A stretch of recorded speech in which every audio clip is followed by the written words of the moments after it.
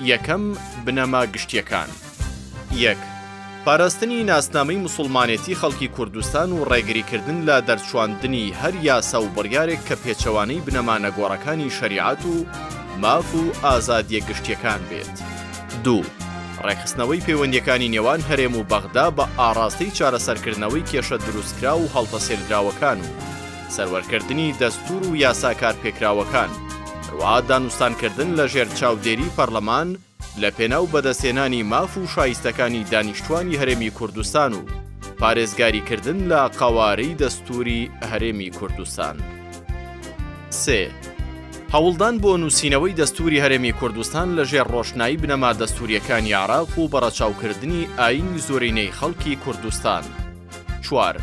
بابانکیکردنی موچەی موچەخۆرانی هەرێمی کوردستان بە پێی یاسا بەرکارەکان و بڕیاری دادگای فیدراڵی بۆ موچە بە جۆرێک موچەی موچەخۆرانی هەرێم وابەستەی هیچ کێشە و گرفتێکی یاسایی و ژمێریاری و دارایی و ناکۆکیە سیاسەکانی نێوان هەرێم و بەغدا نەبێت و مانگانە لە کاتی خۆیدا بگاتە دەستی موچەخۆران.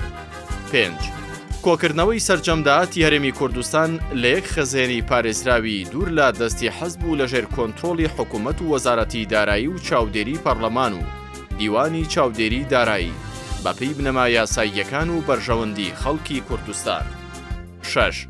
کۆتایهێنان بەهێز و چەکداری حەزبی و کارکردن بۆ دروستکردنی دامەزراوەی نیشتیمانی و هەڵوەشانەوەی هەر پێکاتەیەکی ئەمنی و سەربازی سەر بە حەزبەکان بۆەوەی کوردستان خاوەنی دامەزراوەی نیشتیمانی شایستە بە پاراستنی هەرێمی کوردستان و سەر و ماڵی هاوڵاتیان بێت. وەها دوورخستنەوەی دامەزراوە سەربازی و ئەمنیەکان لە ململانێ سیاسی و بەکارهێنانی بۆ بەرژەوەندی تەسکی حەزبی. 7.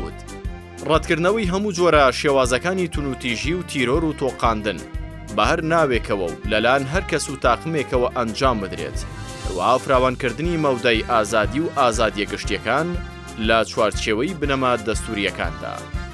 8.